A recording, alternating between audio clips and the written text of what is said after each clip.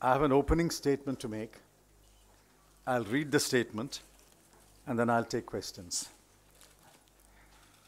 I believe the statement has been distributed. Yes, I'm glad to speak to you exactly 106 days after I last spoke to you. As I stepped out and breathed the air of freedom at 8 p.m. last night, my first thought and prayers were for the 75 lakh people of the Kashmir Valley who have been denied their basic freedoms since August 4, 2019. I'm particularly concerned about the political leaders who have been detained without charges. Freedom is indivisible. If we must preserve our freedom, we must fight for their freedom. If we must preserve our freedom, we must fight for their freedom. I'm grateful for the clear and comprehensive order yesterday of the Supreme Court. The order will clear the many layers of dust that have unfortunately settled on our understanding of criminal law and the manner in which criminal law has been administered by our courts. I have never commented on cases that are sub judice, and I shall continue to adhere to that principle. To many of your possible questions on the case, the answers can be found in the lucid order of the Supreme Court pronounced yesterday. In the last 106 days, I was strong in spirit, and I become stronger because of the following. 1. My record as minister and my conscience are absolutely clear. Officers who have worked with me, business persons who have interacted with me, and journalists who have observed me know that very well. 2. My family trusts in God. 3. We have total confidence that the courts will ultimately render justice. Let us leave the matter at that. Let me repeat that. The government is wrong. It is wrong because it's clueless. It is unable to look for the obvious clues because it is stubborn and mulish in defending its catastrophic mistakes like demonetization, flawed GST, tax terrorism, regulatory overkill, protectionism, and centralized control of decision-making in the Prime Minister's office. Please reflect on each one of the charges that I've made. In the days to come, I shall speak, give interviews, and write elaborately on each one of them. Nothing sums up the state of the economy better than the following series of numbers.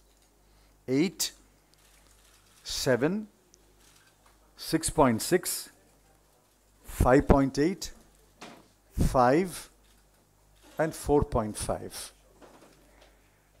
Those are the quarterly growth rates of GDP in the last 6 quarters. According to the Bjp government, these signify Achhe Din.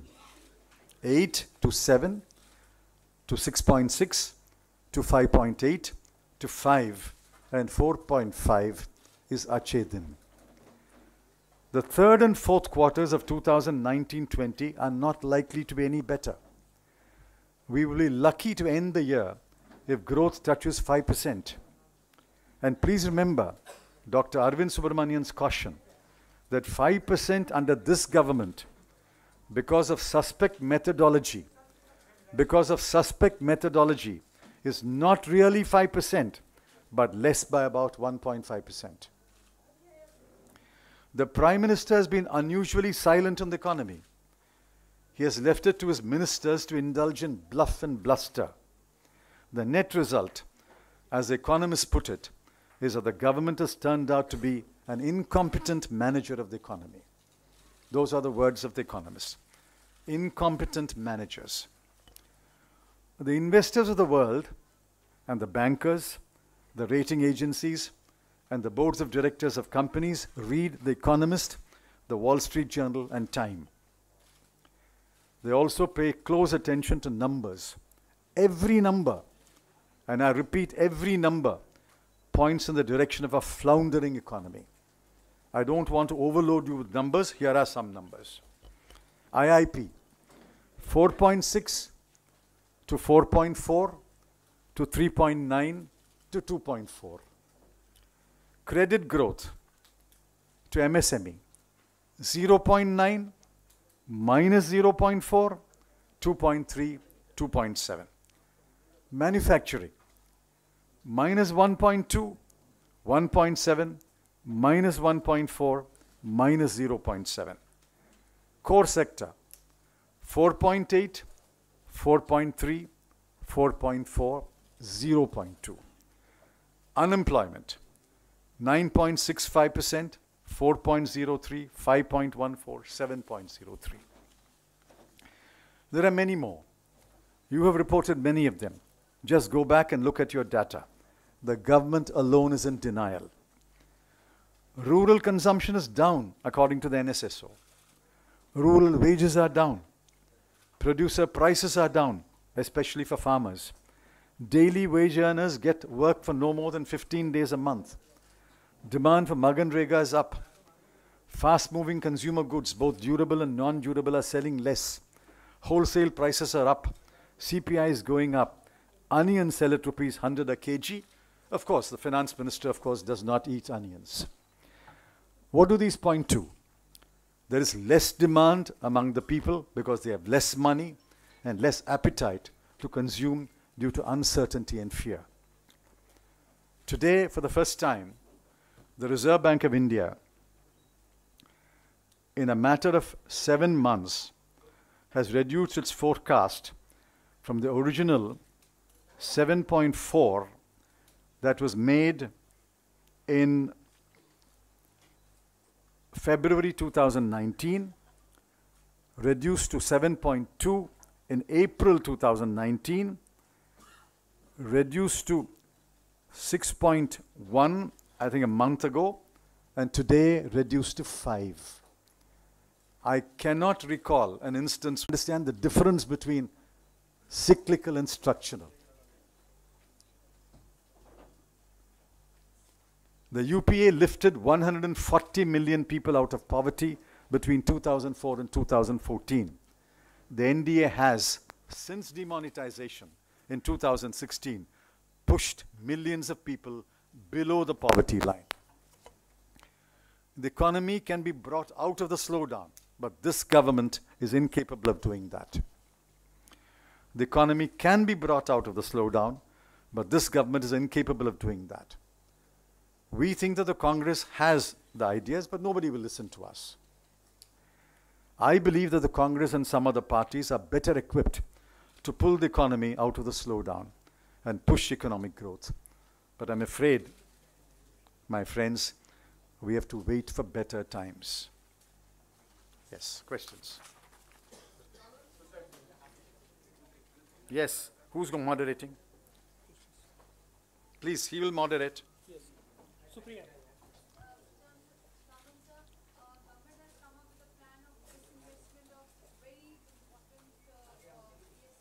Please keep quiet here. There's 5 or 6 of you, please. Yes.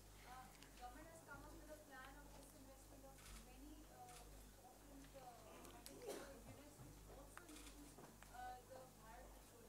How do you see this? The Bharat Petroleum is a scandal. Mr. Jairam Ramesh has already pointed it out some months ago.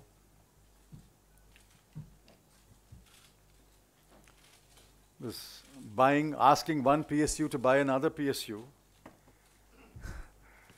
is an accounting maneuvering. Government's coffers are filled. That doesn't make any difference to the organization or the company or the economy. Let us see who buys BPCL. That will give you the clue about where the scandal lies. Anand. What?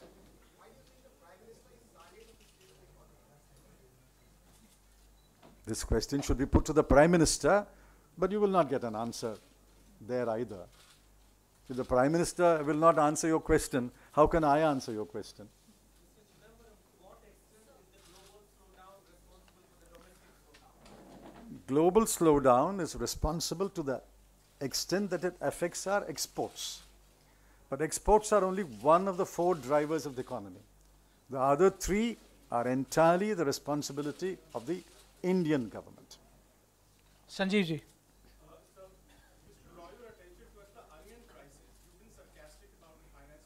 I was not sarcastic. I was quoting her.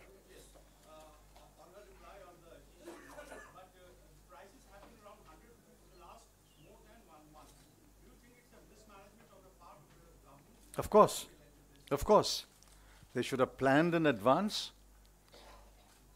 What's the point of importing now? When will they arrive? But if the finance minister says, I don't eat onions, that shows the mindset of this government. Siddharth. You onion-eating people. I don't eat onions. Siddharth.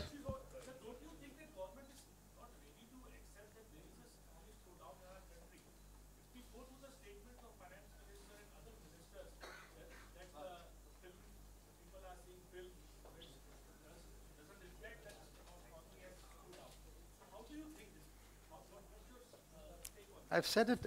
I don't think they understand even the difference between cyclical and structural. First, they must have people in the government who understand the difference between cyclical and structural. They had a few people, they banished them. Dr. Raghuram Raban was banished, Rajan. Dr. Arvind Subramaniam was banished. Dr. Arvind Panagriya was banished. Dr. Urjit Patel was banished. People who understood these things were banished by this government. So there is Samia. BJP MP in the Lok Sabha who recently made a statement saying that GDP only gave into being in 1934 and is going to soon turn redundant. It is no holy grail to go by. What do you make of the statement? I've already answered it. GDP is irrelevant. Protectionism is good. Personal income tax must be cut.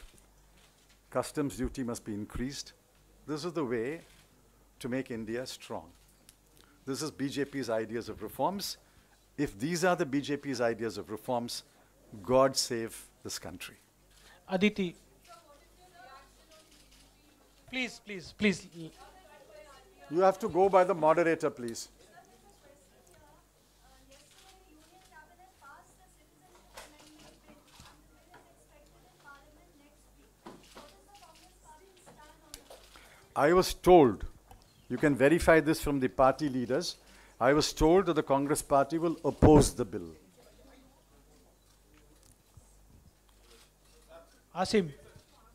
Please listen to the moderator.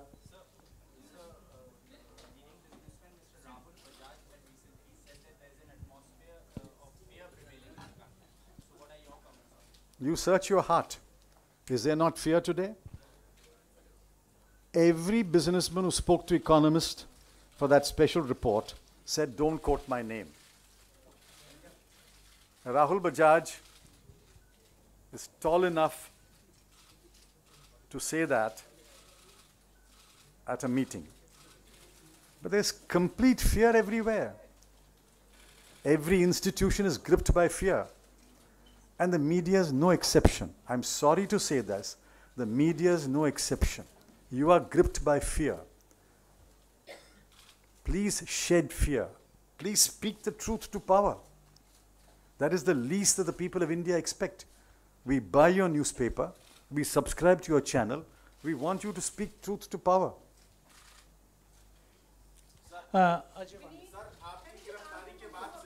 Please go by the moderator, please.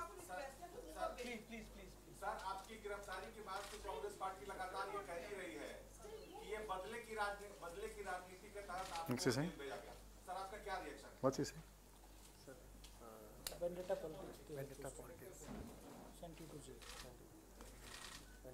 My favorite poet, Saint Thiruvalluvar, said 2,300 years ago, Inna seidarkum iniyave seyyakal yenna payattodo salbu. He also said, Inna seidare uruttal avarnana nannayam seiduvida. Those who do wrong or evil to you, do good to them. We will not practice vendetta politics. I can only speak for myself. We will not practice vendetta politics. Who practices vendetta politics is for you to decide. Pallavi. Pallavi. I'm a better man. To preserve our freedom, we must fight for their freedom. I intend to visit Jammu and Kashmir if the government will allow me to visit Jammu and Kashmir. Chidambaram, what is your response to when the BJP Please listen to the moderator. Yes, yes. government constantly says that we have been following what the UPA couldn't do in their legacy? Half the time they keep saying it's a tainted legacy, whether it's the PSUs or they put out the duty scam. What is your response? Why do they want to follow our legacy? They are wiser people. They are more intelligent. They've got a bigger mandate. Why do they want to follow our legacy? Is it because they can't create their own legacy? The legacy is what they will leave behind. And what they are leaving behind is an economy in ruins. Yes, please.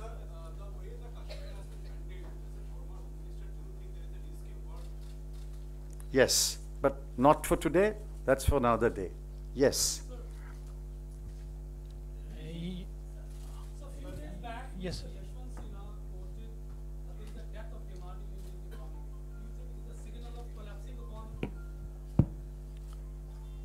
I've said the same thing. There is no demand today. People don't want to buy because they have less money and they're less confidence about the future. It's a well-established behavioral fact that when you have less money and you are less confident about the future, you buy less, you spend less. Meenakshi. Meenakshi. Listen to him, please. Just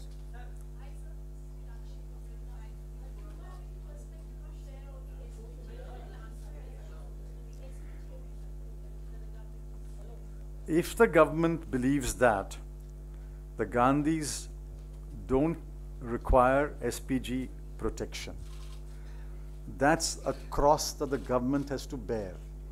Let me make that very clear. If the government believes that the Gandhis do not require or deserve SPG protection, that is a cross the government has to bear. But the Gandhis have been extremely graceful and said, fine, if that's your decision, so be it. Anurag. Sir MOS finance ने कल ये कहा कि जिस जिस sector में जो कदम जरूरी थे वो हमने उठा लिए हैं और 2025 का जो 5 ट्रिलियन इकोनॉमी का दावा है वो हम अभी भी कर रहे हैं, उसको हम हासिल करेंगे. There is a definitional problem. Is it 5 trillion in nominal terms or is it 5 trillion in the exchange rate terms? So leave that definitional problem out. Yes, Supreme. Day before yesterday, Dr. C. Rangarajan, former governor, Reserve Bank, former chairman, Economic Advisory Council, has said it will take us 8 years at the current rate of growth to achieve 5 trillion. So let the MOS Finance, please invite Dr. Rangarajan, please give them your channel or paper, let them debate it. Let the MOS Finance debate Dr. Rangarajan. Supriya. Raman sir, apart from being the home finance minister, you have been also the home minister. Today across the country, there are gruesome breaks due to atrocities against women have increased like anything. Even the sitting union ministers are saying that they are feeling scared as mothers for their daughters. What to make of the situation of the law and order today? Unprecedented situation has happened in Hyderabad. At the same time also No, now no.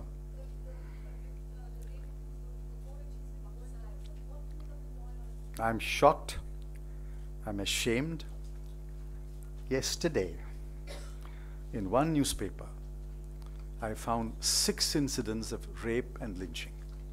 In one paper on one day, 6 incidents of rape and lynching. Shameful. Shameful that a section of our people think that they can get away with these acts of impunity. It's a complete breakdown of law and order in many parts of India. What is the police doing? Where is the fear of law? Sanjay ji. Shameful. Government is silent.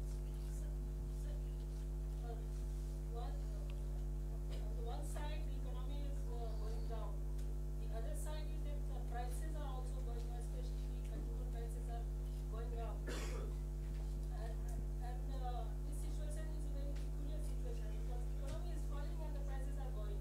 There is no demand. So how do you see this gap? It's not so confusing as you think. It can happen. Economic growth can slow down, demand can slow down. Simultaneously, prices can go up because of one, fall in production as a result of fall in investment, hoarding, illegitimate activities. It can happen. So it's not so confusing. Apparently it is contradictory, but it's not so contradictory. The government, if it's a competent manager, will be able to handle it, will be able to manage it.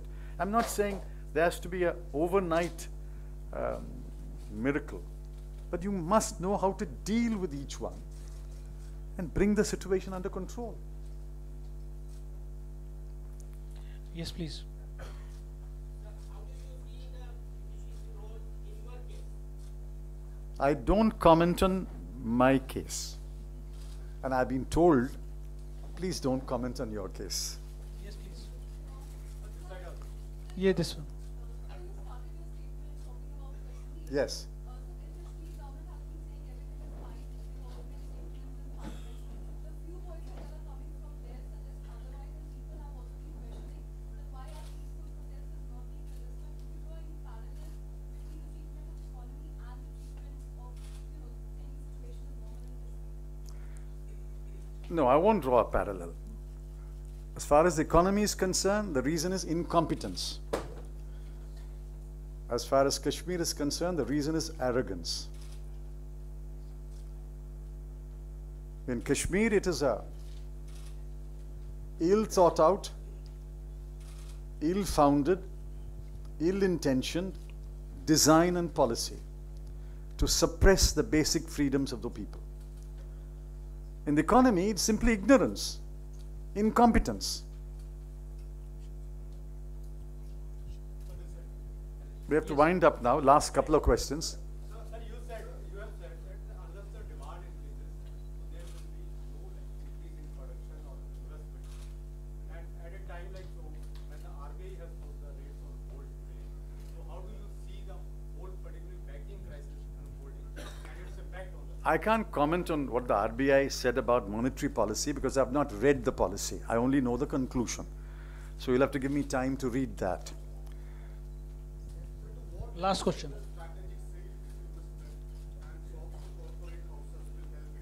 This is a desperate move. The government is going to face a huge fiscal deficit. It will be so huge that all of us will be astounded.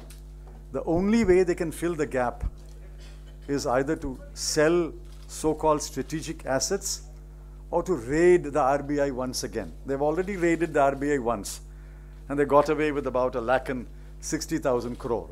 Whether they can raid the RBI once again this year, I don't know. So the only alternative they have is a so-called strategic sale. It's a fire sale. It is a distress sale. It is a desperate sale. Yes. आपके bell के argument में ये लगातार चर्चा होती रही थी कि आपका वेट 5 केजी कम हो गया और आपको परेशान किया गया, चेयर वगैरह हटा दिया गया बाहर से। और क्या देश की आर्थिक मंदी का असर जेल पे भी पड़ा है क्या? What's that? What's the question? Last question. Last part.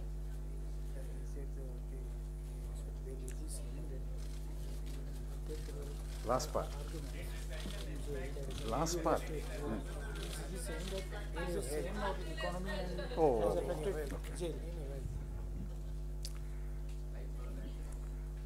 See, I was always strong in spirit. I'm now stronger, I think. But I've also become stronger in body. Let me give you a hint. Sleeping on a wooden board without a pillow strengthens your neck and spine and back. My spine is stronger, my neck is stronger, my head is stronger. Last question.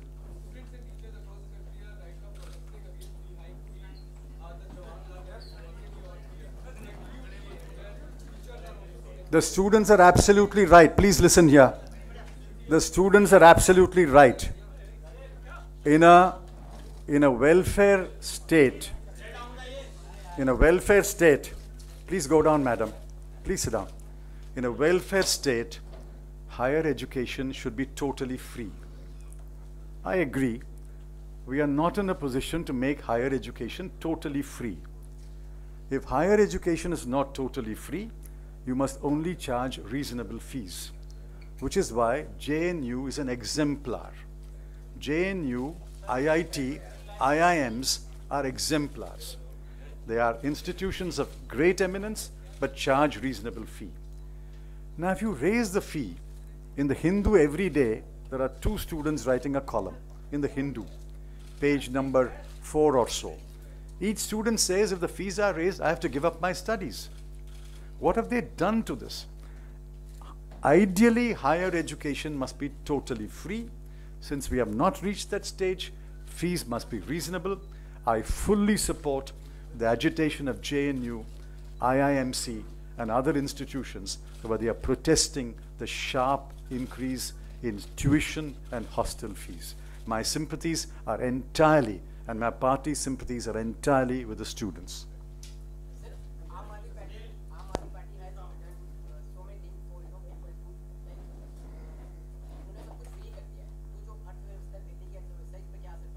What's the question? He's asking that Aam Aadmi Party has given some concessions to will it affect the Delhi economy? Economy of Delhi. You are asking for votes from the Aam Aadmi Party? No, what are you? Economy of Delhi. See, these steps don't affect the economy of Delhi. They may improve the infrastructure of Delhi. Economy of Delhi is decided in one room called the Prime Minister's office. You will not be allowed there. I will not be allowed there, so don't worry. It's beyond our capacity.